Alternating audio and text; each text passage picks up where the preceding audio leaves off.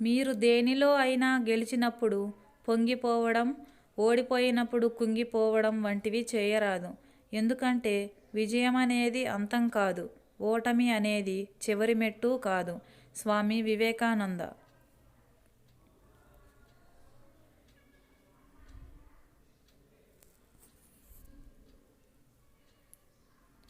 Positive మైండ్తో ఉండడం, అలసటను ఆనందంగా స్వీకరించటం ఇవే గెలుపును కాంక్షించే ప్రాథమిక లక్షణాలు.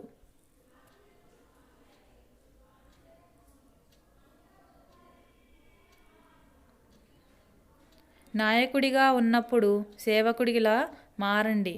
అనంతమైన సహనాన్ని పెంపొందించుకోండి. విజయం మీ వెంటనే ఉంటుంది.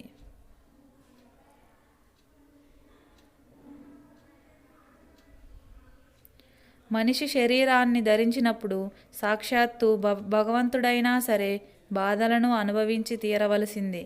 అందుకే దృష్టి బాధపై ఉంచకుండా పరిష్కారంపై ఉంచండి.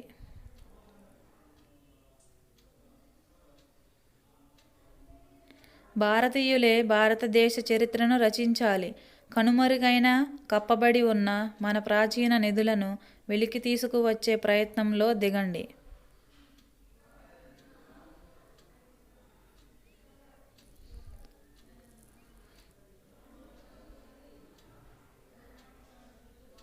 ఐ హోప్ ఈ వీడియో మీకు నచ్చే ఉంటుంది అనుకుంటున్నాను. నచ్చితే please like, share and subscribe my channel. Thank you for watching friends.